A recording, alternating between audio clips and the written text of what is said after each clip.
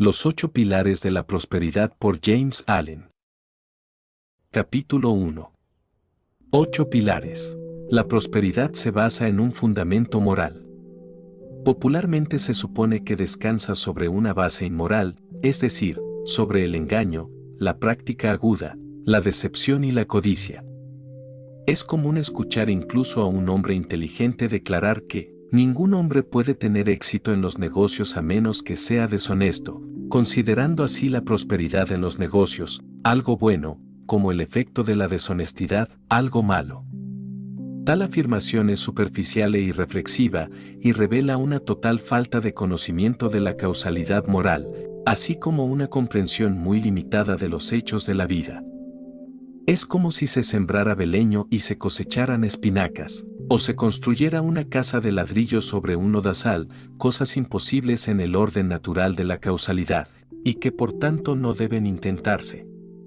El orden espiritual o moral de la causalidad no es diferente en principio, sino solo en la naturaleza. La misma ley se aplica en las cosas invisibles, en los pensamientos y los actos que en las cosas visibles, en los fenómenos naturales. El hombre ve los procesos en los objetos naturales y actúa de acuerdo con ellos, pero al no ver los procesos espirituales, se imagina que no existen y por eso no actúa en armonía con ellos. Sin embargo, estos procesos espirituales son tan simples y tan seguros como los procesos naturales. En efecto, son los mismos modos naturales que se manifiestan en el mundo de la mente. Todas las parábolas y un gran número de dichos de los grandes maestros están diseñados para ilustrar este hecho. El mundo natural es el mundo mental hecho visible. Lo que se ve es el espejo de lo que no se ve. La mitad superior de un círculo no es diferente de la mitad inferior, pero su esfericidad está invertida. Lo material y lo mental no son dos arcos separados en el universo, son las dos mitades de un círculo completo. Lo natural y lo espiritual no están en eterna enemistad, sino que en el verdadero orden del universo son eternamente uno. Es en lo antinatural, en el abuso de la función y de la facultad, donde surge la división, y donde el hombre es arrancado, con repetidos sufrimientos, del círculo perfecto del que ha tratado de salir. Todo proceso en la materia es también un proceso en la mente. Toda ley natural tiene su contrapartida espiritual. Tomad cualquier objeto natural, y encontraréis sus procesos fundamentales en la esfera mental si buscáis correctamente. Considera, por ejemplo, la germinación de una semilla y su crecimiento en una planta con el desarrollo final de una flor, y de vuelta a la semilla de nuevo. Esto también es un proceso mental. Los pensamientos son semillas que, al caer en el suelo de la mente, germinan y se desarrollan hasta alcanzar la etapa completa, floreciendo en actos buenos o malos, brillantes o estúpidos, según su naturaleza, y terminando como semillas de pensamiento para ser sembradas de nuevo en otras mentes. Un maestro es un sembrador de semillas, un agricultor espiritual, mientras que el que se enseña a sí mismo es el sabio agricultor de su propia parcela mental. El crecimiento de un pensamiento es como el crecimiento de una planta. La semilla debe ser sembrada estacionalmente, y se requiere tiempo para su pleno desarrollo en la planta del conocimiento y la flor de la sabiduría. Mientras escribo esto, me detengo y me giro para mirar por la ventana de mi estudio, y allí, a 100 metros de distancia, hay un alto árbol en cuya copa algún emprendedor grajo de una granja cercana ha construido, por primera vez, su nido. Sopla un fuerte viento del noreste, de modo que la copa del árbol se balancea violentamente de un lado a otro por el inicio de la tormenta. Sin embargo, no hay peligro para esa frágil cosa de palos y pelo, y la madre pájaro, sentada sobre sus huevos, no teme la tormenta. ¿Por qué? Porque el pájaro ha construido instintivamente su nido en armonía con los principios que garantizan la máxima resistencia y seguridad. En primer lugar, se elige una horquilla como base del nido, y no un espacio entre dos ramas separadas, para que, por muy grande que sea el balanceo de la copa del árbol, no se altere la posición del nido, ni se perturbe su estructura. Luego, El nido se construye sobre una planta circular para ofrecer la mayor resistencia a cualquier presión externa, así como para obtener una compactación más perfecta en su interior, de acuerdo con su propósito, y así, por muy fuerte que sea la tempestad, los pájaros descansan con comodidad y seguridad. Este es un objeto muy simple y familiar, y sin embargo, en la estricta obediencia de su estructura a la ley matemática, se convierte, para los sabios, en una parábola de iluminación, enseñándoles que solo ordenando los actos de uno de acuerdo con principios fijos se obtiene la perfecta certeza, la perfecta seguridad y la perfecta paz en medio de la incertidumbre de los acontecimientos y las turbulentas tempestades de la vida. Una casa o un templo construido por el hombre es una estructura mucho más complicada que el nido de un pájaro. Sin embargo, se erige de acuerdo con esos principios matemáticos que se evidencian en todas partes en la naturaleza. Y aquí se ve cómo el hombre, en las cosas materiales, obedece a principios universales. Nunca intenta levantar un edificio desafiando las proporciones geométricas, porque sabe que tal edificio sería inseguro y que la primera tormenta, con toda probabilidad, lo derribaría, si es que no se cae sobre sus oídos durante el proceso de erección. El hombre, en su construcción material, obedece escrupulosamente los principios fijos del círculo, la escuadra y el ángulo, y, ayudado por la regla, la plomada y el compás, levanta una estructura que resistirá las tormentas más feroces y le proporcionará un refugio seguro y una protección segura. Todo esto es muy sencillo, dirá el lector. Sí, es simple porque es verdadero y perfecto, tan verdadero que no admite el menor compromiso, y tan perfecto que ningún hombre puede mejorarlo. El hombre, a través de una larga experiencia, ha aprendido estos principios del mundo material, y ve la sabiduría de obedecerlos, y me he referido a ellos para llevar a una consideración de esos principios fijos en el mundo mental o espiritual que son igual de simples e igual de eternamente verdaderos y perfectos, y sin embargo son actualmente tan poco comprendidos por el hombre que los viola diariamente, porque ignora su naturaleza e inconsciente del daño que se está infligiendo a sí mismo. Todo el tiempo, en la mente como en la materia, en los pensamientos como en las cosas, en los actos como en los procesos naturales, hay un fundamento fijo de la ley que, si se ignora conscientemente o por ignorancia, conduce al desastre y a la derrota. De hecho, la violación ignorante de esta ley es la causa del dolor y la tristeza del mundo. En la materia, esta ley se presenta como matemática, en la mente se percibe como moral. Pero lo matemático y lo moral no están separados y opuestos, no son más que dos aspectos de un todo unido. Los principios fijos de las matemáticas, a los que está sometida toda la materia, son el cuerpo del que el espíritu es ético, mientras que los principios eternos de la moral son verdades matemáticas que operan en el universo de la mente. Es tan imposible vivir con éxito al margen de los principios morales, como construir con éxito ignorando los principios matemáticos. Los caracteres, como las casas, solo se mantienen firmes cuando se construyen sobre una base de ley moral, y se construyen lenta y laboriosamente, obra por obra, porque en la construcción del carácter, los ladrillos son obras. Los negocios y todas las empresas humanas no están exentos del orden eterno, sino que solo pueden sostenerse con seguridad mediante la observancia de leyes fijas. La prosperidad, para ser estable y duradera, debe apoyarse en una base sólida de principios morales, y estar sostenida por los pilares adamantinos de un carácter y una valía moral excelentes. Si se intenta dirigir un negocio desafiando los principios morales, el desastre, de un tipo u otro, es inevitable. Los hombres permanentemente prósperos de cualquier comunidad no son sus embaucadores ni sus engañadores, sino sus hombres fiables y rectos. Los cuáqueros son reconocidos como los hombres más rectos de la comunidad británica y, aunque su número es reducido, son los más prósperos. Los jainistas de la India son similares tanto en número como en valor y son el pueblo más próspero de la India. Los hombres hablan de construir un negocio y, De hecho, un negocio es un edificio como lo es una casa de ladrillos o una iglesia de piedra, aunque el proceso de construcción es mental. La prosperidad, como una casa, es un techo sobre la cabeza de un hombre, que le proporciona protección y comodidad. Un techo presupone un soporte, y un soporte necesita una base. El techo de la prosperidad, por lo tanto, se apoya en los siguientes 8 pilares que están cimentados en una base de consistencia moral 1. Energía 2. Economía 3. Integridad 4. Sistema 5. Simpatía 6.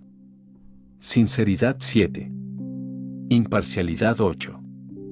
Confianza en sí mismo. Un negocio construido sobre la práctica impecable de todos estos principios sería tan firme y duradero como invencible. Nada podría perjudicarla, nada podría socavar su prosperidad, nada podría interrumpir su éxito o derribarla, sino que ese éxito estaría asegurado con un aumento incesante mientras se cumplieran los principios.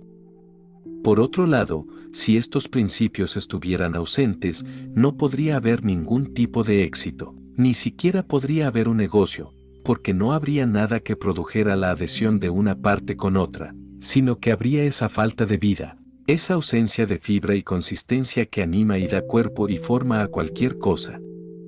Imagínate a un hombre con todos estos principios ausentes de su mente, de su vida diaria, y aunque tu conocimiento de estos principios sea escaso e imperfecto, no podrías pensar en un hombre así como haciendo un trabajo exitoso. Podrías imaginarlo llevando la vida confusa de un vagabundo sin rumbo, pero imaginarlo a la cabeza de un negocio, como el centro de una organización, o como un agente responsable y controlador en cualquier departamento de la vida, esto no podrías hacerlo, porque te das cuenta de su imposibilidad. El hecho de que nadie de moralidad e inteligencia moderadas pueda pensar en un hombre así como comandante de cualquier éxito, debería, para todos aquellos que aún no han captado la importancia de estos principios, y por lo tanto declaran que la moralidad no es un factor, sino un obstáculo, en la prosperidad, ser una prueba sólida para ellos de que su conclusión es totalmente errónea, porque si fuera correcta, entonces cuanto mayor fuera la falta de estos principios morales, mayor sería el éxito. Estos 8 principios, entonces, en mayor o menor grado, son los factores causales de todo éxito de cualquier tipo. Por debajo de toda prosperidad son los fuertes apoyos, y, por mucho que las apariencias se opongan a tal conclusión, una medida de ellos informa y sostiene todo esfuerzo que es coronado con esa excelencia que los hombres llaman éxito. Es cierto que comparativamente pocos hombres exitosos practican, en su totalidad y perfección, todos estos 8 principios, pero hay quienes lo hacen, y son los líderes, maestros y guías de los hombres, los soportes de la sociedad humana, y los fuertes pioneros en la van de la evolución humana. Pero mientras que pocos alcanzan esa perfección moral que asegura la cima del éxito, todos los éxitos menores provienen de la observancia parcial de estos principios que son tan poderosos en la producción de buenos resultados que incluso la perfección en 2 o 3 de ellos por sí solos es suficiente para asegurar un grado ordinario de prosperidad y mantener una medida de influencia local al menos por un tiempo, mientras que la misma perfección en 2 o 3 con la excelencia parcial en todos, o casi todos, los demás, hará permanente ese éxito e influencia limitados que, necesariamente, crecerán y se extenderán en proporción exacta con un conocimiento más íntimo y la práctica de esos principios que, en la actualidad, están solo parcialmente incorporados en el carácter. Las fronteras de la moral de un hombre marcan los límites de su éxito. Tan cierto es esto que conocer el estado moral de un hombre sería calcular matemáticamente, su éxito o fracaso final. El templo de la prosperidad solo se mantiene en pie en la medida en que se apoya en sus pilares morales. En la medida en que estos se debilitan, se vuelve inseguro, en la medida en que se retiran, se desmorona y se tambalea hacia la ruina. El fracaso y la derrota finales son inevitables cuando se ignoran o desafían los principios morales, inevitables en la naturaleza de las cosas como causa y efecto. Como una piedra lanzada hacia arriba vuelve a la tierra, así toda acción, buena o mala, vuelve sobre el que la envió. Cada acto no moral o inmoral frustra el fin que persigue, y cada acto sucesivo lo aleja cada vez más de su realización. Por otro lado, cada acto moral es otro ladrillo sólido en el templo de la prosperidad, otra ronda de fuerza y belleza esculpida en los pilares que lo sostienen. Los individuos, las familias, las naciones crecen y prosperan en armonía con su crecimiento en fuerza moral y conocimiento, caen y fracasan de acuerdo con su decadencia moral. Mentalmente, como físicamente, solo lo que tiene forma y solidez puede mantenerse en pie y perdurar. Lo no moral es la nada, y de ella no se puede formar nada. Es la negación de la sustancia. Lo inmoral es la destrucción. Es la negación de la forma. Es un proceso de denudación espiritual. Mientras socava y desintegra, deja el material disperso listo para que el sabio constructor le dé forma de nuevo, y el sabio constructor es la moral. La moral es sustancia, forma y poder de construcción en uno. La moral siempre construye y preserva, pues esa es su naturaleza, siendo lo contrario de la inmoralidad, que siempre rompe y destruye. La moral es el maestro constructor en todas partes, ya sea en los individuos o en las naciones. La moral es invencible, y quien se apoya en ella hasta el final, se apoya en una roca inexpugnable, de modo que su derrota es imposible, su triunfo seguro. Será puesto a prueba, y eso hasta el final, porque sin lucha no puede haber victoria, y sólo así pueden perfeccionarse sus poderes morales, y está en la naturaleza de los principios fijos, como de todo lo que está finamente y perfectamente forjado, tener su fuerza probada y comprobada. Las barras de acero que han de desempeñar los más fuertes y mejores usos del mundo deben ser sometidas a una severa tensión por el maestro del hierro, como prueba de su textura y eficiencia, antes de ser enviadas desde su fundición. El ladrillero desecha los ladrillos que han cedido bajo el fuerte calor. Así, el que ha de tener un éxito grande y permanente pasará por la tensión de las circunstancias adversas y el fuego de la tentación con su naturaleza moral no solo no socavada, sino fortalecida y embellecida. Será como una barra de acero bien forjada, apta para el más alto uso, y el universo verá, como el herrero su acero finamente forjado, que el uso no se le escapa.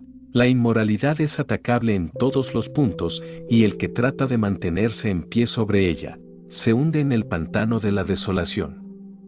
Incluso mientras sus esfuerzos parecen mantenerse en pie, se desmoronan. El clímax del fracaso es inevitable. Mientras el hombre inmoral se ríe de sus ganancias mal habidas, ya hay un agujero en su bolsillo por el que cae su oro. Mientras que el que comienza con la moralidad, pero la abandona por la ganancia en la hora de la prueba, es como el ladrillo que se rompe a la primera aplicación de calor, no es apto para el uso, y el universo lo desecha, pero no finalmente, porque es un ser, y no un ladrillo, y puede vivir y aprender, puede arrepentirse y ser restaurado. La fuerza moral es la vida de todo éxito y el elemento sustentador de toda prosperidad, pero hay varias clases de éxito, y con frecuencia es necesario que un hombre fracase en una dirección para que pueda alcanzar un éxito mayor y de mayor alcance.